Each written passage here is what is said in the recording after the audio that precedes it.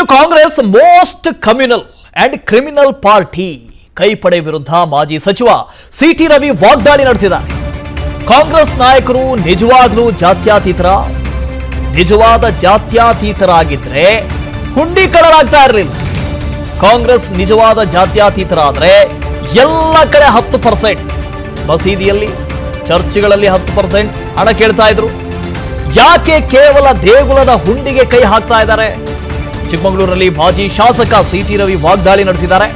ನಿಜಕ್ಕೂ ಕಾಂಗ್ರೆಸ್ನವರು ಜಾತ್ಯತೀತರಲ್ಲ.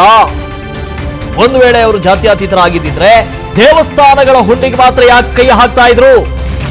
Congress is a most communal and most criminal party ಅಂತ ಹೇಳಿದ್ದಾರೆ. ಕೈಪಡೆ ವಿರುದ್ಧ ಮಾಜಿ ಸಚಿವ ಸಿಟಿ ರವಿ ವಾಗ್ದಾಳಿ ನಡೆಸಿದ್ದಾರೆ. ಕಾಂಗ್ರೆಸ್ ನಾಯಕರು ನಿಜವಾಗ್ಲೂ ಜಾತ್ಯತೀತರೇನ್ರಿ? ಅಲ್ವೇ ಅಲ್ಲ. ನಿಜವಾದ ಜಾತ್ಯತೀತರಾಗಿದ್ದಿದ್ರೆ ಅವರು ಈ ರೀತಿ ಹುಂಡಿಕಳರಾಗ್ತಾ ಇರಲಿಲ್ಲ. ಕಾಂಗ್ರೆಸ್ ನಿಜವಾದ ಜಾತ್ಯತೀತರಾದ್ರೆ ಎಲ್ಲ ಕಡೆ ಮಸೀದಿಯಲ್ಲಿ ಚರ್ಚಲ್ಲಿ 10% ತಗೊಳ್ಳಿ ನೋಡೋಣ ಅಂತ ಸವಾಲು ಹಾಕಿದ್ದಾರೆ. ಇವ್ರು ದೇವ್ರ ಹುಂಡಿಗೆ ಕೈ ಹಾಕ್ತಾರಲ್ರಿ, ಇವ್ರು ಜಾತ್ಯತೀತರ ಅಲ್ವಾ? ಬರೀ ದೇವಸ್ಥಾನದ ಹುಂಡಿಗೆ ಯಾಕೆ ಕೈ ಹಾಕಿದ್ದಾರೆ? ಜಾತ್ಯತೀತರ ಅಲ್ವಾ? ಜಾತ್ಯತೀತತೆ ಅಂದ್ರೆ ದೇವಸ್ಥಾನದ ಹುಂಡಿಗೆ ಕೈ ಹಾಕದ? ಇವ್ರು ನಿಜವಾದ ಜಾತ್ಯತೀತರಾಗಿದ್ರೆ ಮಸೀದಿ ಹುಂಡಿಯಲ್ಲೂ 10%, ಚರ್ಚ್ ಹುಂಡಿಯಲ್ಲೂ 10% ಅನ್ನೋರು. ಇವರು most communal party Congress, communal and criminal. ಇವ್ರದ್ದು ಕಮ್ಯುನಲ್ಲೂ ಇದ್ದಾರೆ, ಕ್ರಿಮಿನಲ್ಲೂ ಇದ್ದಾರೆ.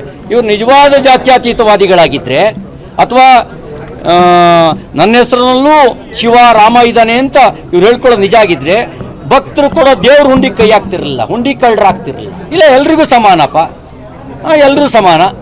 ಚರ್ಚ್ದು ಇರಲಿ 10%, ಮಸೀದಿದು ಇರಲಿ 10% ಅನ್ನೋರು. ಈ ದೇವಸ್ಥಾನದ ಮಾತ್ರ 10% ಅಂತ ಯಾಕೆ ಹೇಳ್ತವ್ರೆ? ಇದ್ರ ಬಗ್ಗೆ ಮಾರುತಿ ಅವರನ್ನ ಮಾತಾಡಿಸ್ತೀನಿ. ನಾನು ಲೈವ್ ನಲ್ಲಿ ಜಾಯ್ನ್ ಆಗ್ತಾ ಇದ್ದಾರೆ. ಮಾರುತಿ, ಪದೇ ಈ ಆಡಳಿತ ಪಕ್ಷದ ಸರ್ಕಾರ ಯಾಕೆ ಹೀಗೆ ಮಾಡ್ತಾ ಇದೆ ಅಂತ ಗೊತ್ತಾಗ್ತಾ ಇಲ್ಲ ಅಂತ. ಈ ಹಿಂದೂಗಳು, ಅದರಲ್ಲೂ ಕೂಡ ಮೆಜಾರಿಟಿ ಇರುವಂತ ಸಮುದಾಯವನ್ನ ಟಾರ್ಗೆಟ್ ಯಾಕೆ ಮಾಡ್ತಾ ಇದೆ? ಒಂದು ವೇಳೆ ಟಾರ್ಗೆಟ್ ಅಲ್ಲದೆ ಹೋದ್ರೂ ಕೂಡ ಆ ಮೆಜಾರಿಟಿ ಜನಕ್ಕೆ ಅನಿಸೋ ರೀತಿಯಲ್ಲಿ ಯಾಕೆ ಮಾಡ್ತಾ ಇದೆ ಅಂತ. ಈಗ ಬೇರೆ ಬೇರೆ ಧರ್ಮಗಳು ಕೂಡ ಇದೆ, ಅವ್ರಿಗೆ ಸಂಬಂಧಪಟ್ಟಂತ ಪ್ರಾರ್ಥನಾ ಕೇಂದ್ರಗಳು ಕೂಡ ಇದೆ. ಅಲ್ಲೂ ಒಂದು ಹುಂಡಿ ಇಡ್ಲಿ, ದೇಣಿಗೆ ಬರಲಿ, ಅದನ್ನು ಸರ್ಕಾರ ತಗೊಳ್ಳಿ. ಯಾಕೆ ಹಿಂದೂ ಮಾತ್ರ ಟಾರ್ಗೆಟ್ ಮಾಡ್ತಾ ಇರೋದಿಲ್ಲಿ? ವಾಸುದೇವ್, ಕಾಂಗ್ರೆಸ್ ಅವರು ಲೆಕ್ಕಾಚಾರ ಹಾಕಿದ್ದೇ ಒಂದು, ಆದರೆ ಈಗ ಚರ್ಚೆ ಆಗ್ತಾ ಇರೋದೇ ಮತ್ತೊಂದು ರೀತಿಯಲ್ಲಿದೆ. ಈ ಕಾರಣಕ್ಕಾಗಿಯೇ ಬಿಜೆಪಿ ಅವರು ಈ ವಿಚಾರವನ್ನ ಹೆಚ್ಚು ಚರ್ಚೆ ಮಾಡಿ ಇದನ್ನ ಬೇರೆ ರೀತಿಯಲ್ಲಿ ಅರ್ಥೈಸೋದ್ರಲ್ಲಿ ಸಕ್ಸಸ್ ಆಗ್ತಾ ಇದ್ದಾರೆ. ಯಾಕಂತ ಹೇಳಿದ್ರೆ, ಮೊನ್ನೆ ಕಾಂಗ್ರೆಸ್ ಸರ್ಕಾರ ವಿಧಾನಸಭೆ ಮತ್ತು ವಿಧಾನ ಪರಿಷತ್ತಲ್ಲಿ ಮಂಡಿಸಿದಂತಹ ಧಾರ್ಮಿಕ ದತ್ತಿ ಇಲಾಖೆಯ ಅಡಿಯಲ್ಲಿ ಬರುವಂತಹ ತಿದ್ದುಪಡಿ ವಿಧೇಯಕ ಏನಿದೆ, ಈ ವಿಧೇಯಕ ಹಿಂದೆ ಇರುವಂತಹ ವಿಧೇಯಕವೇ. ಅಂದ್ರೆ ಆ ವಿಧೇಯಕದಲ್ಲಿ 5% ಹಣವನ್ನು ಪಡ್ಕೊತಾ ಇದ್ರು, ಅದನ್ನ ಸರ್ಕಾರ ಬಳಸ್ಕೊಳ್ಳೋದಕ್ಕೆ ಮುಂದಾಗ್ತಾ ಇತ್ತು. ಆದರೆ ಕಾಂಗ್ರೆಸ್ ಸರ್ಕಾರ ಮಂಡಿಸಿರುವಂತಹ ರಾಮಲಿಂಗಾರೆಡ್ಡಿ ಅವರು ಮಂಡಿಸಿರುವಂತಹ ವಿಧೇಯಕದಲ್ಲಿ 10% ತೆಗೆದುಕೊಳ್ಬೇಕು ಅನ್ನುವಂಥದ್ದು. ಆದರೆ ಅದರಲ್ಲಿ ಒಂದು ವಿಚಾರವನ್ನ ಪ್ರಸ್ತಾಪ ಮಾಡಿದ್ರು, ಇದನ್ನ ಸಾರ್ವಜನಿಕ ಉದ್ದೇಶಕ್ಕೆ ನಾವು ಬಳಸ್ತೀವಿ ಅನ್ನುವಂಥದ್ದು. ಅದ್ರ ಜೊತೆಗೆ ಅರ್ಚಕರ ಮಕ್ಕಳ ಶೈಕ್ಷಣಿಕ ವಿದ್ಯಾಭ್ಯಾಸ ಆಗಿರ್ಬೋದು, ಬೇರೆ ಬೇರೆ ವಿಮೆ ಸೇರಿದಂತೆ ಬೇರೆ ವಿಚಾರಗಳಿಗೆ ಈ ಹಣವನ್ನು ಬಳಸ್ತೀವಿ ಅನ್ನುವಂಥದ್ದನ್ನು. ಇದನ್ನ ಒಂದು ರೀತಿಯಲ್ಲಿ ವಿಧಾನಸಭೆಯಲ್ಲಾಗಿರ್ಬೋದು, ವಿಧಾನ ಪರಿಷತ್ತಲ್ಲಾಗಿರ್ಬೋದು ಸದಸ್ಯರಿಗೆ ಮನವರಿಕೆ ಮಾಡಿಕೊಳ್ಳೋದ್ರಲ್ಲಿ ಸಂಪೂರ್ಣವಾಗಿ ಸರ್ಕಾರ ವಿಫಲವಾಯಿತಾ ಅನ್ನುವಂಥ ಒಂದು ಪ್ರಶ್ನೆಗಳು ಸಹಜವಾಗಿ ಉದ್ಭವ ಆಗ್ತವೆ. ಆದರೆ ಬಿಜೆಪಿಯವರು ಎತ್ತಿರುವಂಥ ಒಂದು ಪ್ರಶ್ನೆ ಏನು ಅಂತ ಹೇಳಿದ್ರೆ, ನೀವು ಕೇವಲ ಹಿಂದೂ ದೇವಸ್ಥಾನಗಳಿಗೆ ಯಾಕಷ್ಟೇ ಟಾರ್ಗೆಟ್ ಮಾಡ್ತೀರಾ? ನೀವು ಹಾಗಾದ್ರೆ ಮಸೀದಿ ಮತ್ತೆ ಬೇರೆ ಬೇರೆ ಕಡೆ ಯಾಕೆ ಇದೇ ರೀತಿಯಾಗಿ 10% ಕಲೆಕ್ಷನ್ ಮಾಡೋದಿಲ್ಲ? ನೀವು ಕೇವಲ ಹಿಂದೂ ಧರ್ಮದ ದೇವಸ್ಥಾನಗಳಿಗೆ ಮಾತ್ರ ಈ ತಿದ್ದುಪಡಿ ವಿಧೇಯಕವನ್ನ ಯಾಕೆ ಮಾಡ್ತೀರಾ ಅನ್ನುವಂಥ ಒಂದು ಪ್ರಶ್ನೆ. ಈ ಪ್ರಶ್ನೆಗೆ ಈ ಕ್ಷಣಕ್ಕೂ ಕೂಡ ಕಾಂಗ್ರೆಸ್ನ ಯಾವ ನಾಯಕರು ನಾವು ತಂದಿದ್ದಂತಹ ಒಂದು ಕಾನೂನು ಕೇವಲ ಹಿಂದೂ ಧರ್ಮದ, ಅದರಲ್ಲೂ ಅರ್ಚಕರ ಮಕ್ಕಳಿಗೆ ಅಷ್ಟೇ ಅನ್ವಯ ಆಗುತ್ತೆ ಅನ್ನುವಂಥದ್ದನ್ನ ಬಿಡಿಸಿ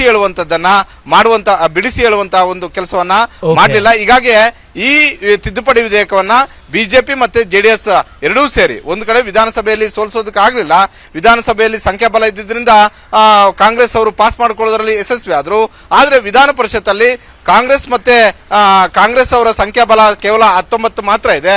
ಹೀಗಾಗಿ ಜೆಡಿಎಸ್ ಮತ್ತೆ ಬಿಜೆಪಿಯ ಸಂಖ್ಯಾಬಲ ಹೆಚ್ಚಿದ್ದರಿಂದ, ಅದರಲ್ಲೂ ನಿನ್ನೆ ಮಧ್ಯಾಹ್ನಕ್ಕೆ ಎಲ್ಲ ಬಹುತೇಕ ಕಾಂಗ್ರೆಸ್ನ ಪರಿಷತ್ ಸದಸ್ಯರು ಕೂಡ ವಿಧಾನ ಪರಿಷತ್ ಕಲಾಪದಿಂದ ದೂರ ಹೋಗಿದ್ರು.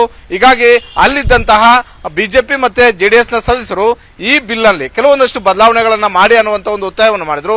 ಅದನ್ನು ಮಾಡಲಿಲ್ಲ. ಅವಾಗಲೂ ಕೂಡ ಬಿಜೆಪಿ ಸದಸ್ಯರು ಹಾಗೂ JDS ಸದಸ್ಯರು ಹೇಳಿದ್ದು, ನೀವು ಕೇವಲ ದೇವಸ್ಥಾನಗಳನ್ನಷ್ಟೇ ಯಾಕೆ ಟಾರ್ಗೆಟ್ ಮಾಡ್ತೀರಾ, ಮಸೀದಿಗಳನ್ನ ಟಾರ್ಗೆಟ್ ಮಾಡಿ, ಅಲ್ಲೂ ಕೂಡ 10% ಸಂಗ್ರಹ ಮಾಡಿ ಅನ್ನುವಂತ ಒಂದು ಒತ್ತಾಯವನ್ನು ಮಾಡಿದ್ರು. ಅದು ಒಪ್ಪದೇ ಇರುವಂತಹ ಒಂದು ಪರಿಸ್ಥಿತಿಯಲ್ಲಿ ಈ ಬಿಲ್ ಅನ್ನ ಫೇಲ್ ಮಾಡೋದ್ರಲ್ಲಿ ಯಶಸ್ವಿ ಆದ್ರು. ಈ ಬಿಲ್ಗೆ ಸೋಲು ಕಾಣಿಸೋದ್ರಲ್ಲಿ ಬಿಜೆಪಿ ಮತ್ತೆ JDS ಅವರು ಯಶಸ್ವಿ ಆದ್ರು. ಒಟ್ಟಾರೆ ಇದನ್ನ ನೋಡೋದಾದ್ರೆ ನಾವು ಕಾಂಗ್ರೆಸ್ ಸರ್ಕಾರ ಮಾಡಿಕೊಂಡಂತಹ ಒಂದು ಎಡವಟ್ಟಿನ ನಿರ್ಧಾರದಿಂದಾಗಿ ಈ ಚರ್ಚೆಗೆ ಬಂದಿದೆ ಅಂತಾನೆ ಹೇಳ್ಬೋದು. ವಾಸ್ತವ. Okay, thank you Maruti. ಅನುಕ್ಷಣದ ಸುದ್ದಿಗಳಿಗಾಗಿ Vistara news YouTube channel subscribe ಮಾಡಿ. ಹೊಸ ಸುದ್ದಿಗಳ ನೋಟಿಫಿಕೇಶನ್ಗಾಗಿ ಬೆಲ್ ಐಕಾನ್ ಕ್ಲಿಕ್ ಮಾಡಿ. ಲೇಟೆಸ್ಟ್ ಅಪ್ಡೇಟ್ಸ್ಗಾಗಿ www.vistaranews.com ವೆಬ್ಸೈಟ್ಗೆ ವಿಸಿಟ್ ಮಾಡಿ. ಅಂಗೈಯಲ್ಲೇ ಜಗತ್ತಿನ ಸುದ್ದಿ ತಿಳಿಯಲು Vistara news Kannada app download ಮಾಡಿ.